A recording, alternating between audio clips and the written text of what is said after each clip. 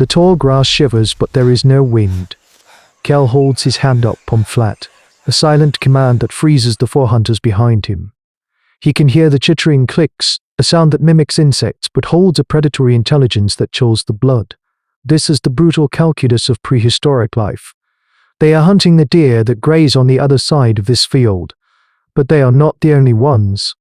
The Utahraptors are here, phantoms of feather and claw. Their presence a distortion in the familiar patterns of the wild. For these early humans, the line between hunter and hunted is drawn with sinew and stone. A twig snaps. Not from their side. The clicks grow louder, closer, coming from 3 points at once. It's a classic pincer movement, a tactic of coordinated death Kale knows too well. They are no longer the hunters, they are the quarry. He gives the signal to fall back, a sharp downward chop of his hand. Too late. The grass explodes. A feathered blur taller than a man erupts from the vegetation, its sickle claw held highest to end a life. Jorisi, the youngest, is closest. He reacts on instinct, thrusting his spear. The flint point, a marvel of sharp edges painstakingly napped, strikes the raptor's chest. A solid, meaty thud, but the force of the impact is its undoing. The spearhead shears away from the wooden shaft, its sinew hafting snapping under the strain. The weapon is now just a useless stick. The Utahraptor, wounded and enraged, shrieks a sound like tearing metal and lunges. Its claw, a full 9 inches of carrot and no US death, catches Jorisi in the thigh, ripping through hide and flesh. Cade and the others are on it in an instant. They jab and shout, a desperate, chaotic dance against the pack that now bursts from cover. Another hunter, ROR, lands a blow, but his spearhead also detaches, skittering uselessly into the grass. The raptors are too fast, a flurry of teeth and talons. They are not trying to kill them all, only to maim, to isolate, to drag one down.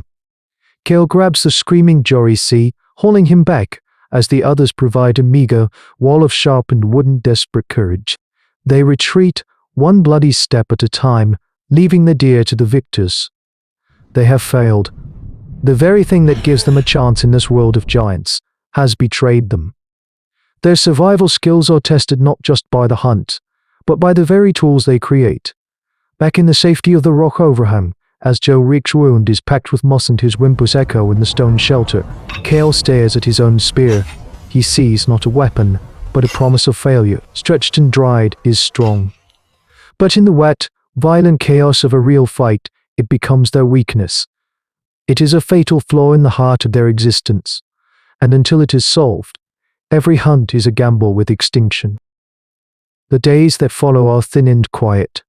Jorik's wound festers, a constant, feverish reminder of their failure.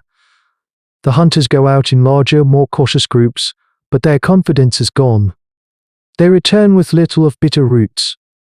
The shadow of the Allosaurus that claims the valley's best hunting grounds looms larger in their minds, an impassable wall of teeth and hunger. Their spears, their proud extensions of human will, now feel brittle and treacherous in their hands. This is the precarious state of these ancient humans, a breath away from vanishing. While the men sit, ray-sharpening flint, they no longer trust. Alara works. She is not a hunter or a gatherer in the traditional sense.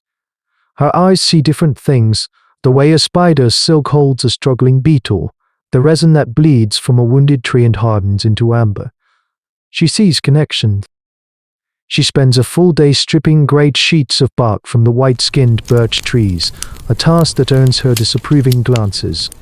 The bark is for fire, for warmth. She is wasting it, but Alara ignores them, her focus absolute. In a sheltered corner of the camp, she digs a pit. Into it, she places a small clay vessel, and over that, a larger one, its bottom perforated with a single hole. She packs the upper pot tightly with the rolled-up bark, seals it with wet clay, and then builds a fire around it. For 3 days, she tends the fire, keeping it at a slow, constant heat. The smoke that seeps through the clay lid is thick and acrid, and the others give her a wide berth. They whisper that she is communing with bad spirits, cooking the earth's shadow. Kale watches her, his face a mask of doubt and desperate hope. His clan is starving. His best hunter is crippled. and this woman is playing with mud and smoke. On the fourth morning, the fire is dead. The clay is cool. Alara, her hands caked in dried mud and soot, cracks open her primitive kiln. The baked bark is now a brittle black charcoal. But in the small pot buried beneath there is something else, a thick, dark, syrupy liquid. The black goo, smelling of smoke and the deep earth. This is the culmination of her vision, the secret of the birch bog tar. She calls Kale over. He approaches, his skepticism warring with a flicker of curiosity. She takes a freshly nabbed flint spearhead, one far sharper and deadlier than the one that failed Jory C. She warms a small amount of the tar over a low flame until it becomes pliable, then expertly counts the base of the stone point and the notched end of a new ash spear shaft. She presses them together, binding them with a thin strip of leather for support as the substance cools. An hour later, she hands the spear to Kale. He grips it. He tries to twist the head. He strikes it against a rock, a glancing blow that would have shattered any sinew binding. The flint chips, but the bond holds, a seamless fusion of stone and wood. It is a revelation. Their entire osteodontocratic technology, the legacy of their ancestors, is instantly primitive. Alara has not just fixed a weapon. She has created a new category of possibility, ushering in a new phase of hominid history with a pot of black ooze. They move at dawn, not as timid scavengers, but as an execution squad. There are 10 of them, each carrying one of Alara's black bonded spears. Their target is not food. It is the future. The Allosaurus slayers in a rocky canyon that guards the only safe passage to the fertile plains beyond. A tyrant ruling a kingdom of fear. They find it sleeping, its massive head resting on its powerful forelimbs. It is a creature born of nature's darkest imagination, a walking mountain of muscle and teeth. Their plan is silence and precision. Kale and Aroa creep forward, their movements practiced and fluid. The others fan out, creating a deadly circle. This is the moment where human evolution takes a bloody step forward. It is not enough to have better tools. They must wield them with an intelligence the dinosaurs cannot comprehend. Kale gives the signal. The first spear thrown by Aroa takes the beast in its thick neck. It's a shallow wound, but it serves its purpose. The Allosaurus roars, a sound that shakes the rocks, and heaves its 10-ton frame to its feet.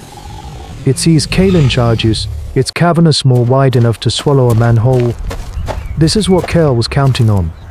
He waits, his heart a drum against his ribs, until the last possible second. He dodges, not away, but towards the beast, diving beneath its snapping jaws. He is under the monster now, in the shadow of its belly. He can see the softer flesh there, the network of thin belly ribs known as the gastrolea. He thrusts his spear upward with all the force in his body. The flint head held fast by the black tar punches through the hide. It doesn't break. It doesn't shear away. The Allosaurus screams, a sound of shock and agony, and thrashes wildly. The other hunters now move in, a disciplined pack of their own. They jab and retreat, their spears biting into the beast's legs and flanks, each point holding true. The black goo, Alara's strange magic, has transformed them. They are no longer men throwing rocks on sticks. They are a single, intelligent weapon. The Allosaurus, mortally wounded, stumbles, its own weight becoming its enemy, its fall echoing through the canyon like a dying thunderclap. The hunters stand back, breathing heavily, watching the last twitches of the great predator. They look from the dead giant to the spears in their hands. They are no longer mere tools. They are artifacts of a new age, consecrated in torrent blood. In the quiet that follows, they see not just the path to the plains, but a path to a future they will have to carve for themselves. The first fires of industry did not burn in a forge. They smoldered in a clay pot, fueled by bark and desperation. The black goo was more than an adhesive. It was a declaration. It was a moment human intellect, through the patient distillation of the world's secrets, created a power that brute force could not overcome. This singular act of primitive chemistry, repeated in 1,000 hidden shelters across the prehistoric world, became the fulcrum upon which the fate of our species turned. For every clan that fell, For every human ancestor dragged into the darkness, there was an Alara, an unnamed genius who saw not just what was, but what could be. They were the first scientists, the first engineers, their minds the quietest and most potent weapons in the long war against extinction. Their struggle is the bedrock of our own audacious existence. A reminder that the entire scaffolding of our civilization began with the courage to cook a shadow in a pot and believe it could hold the world together. This is the chronicle of our ascent, not a grand march, but a desperate crawl written in the language of stone, sinew, and stars. But the earth is not the only hunting ground.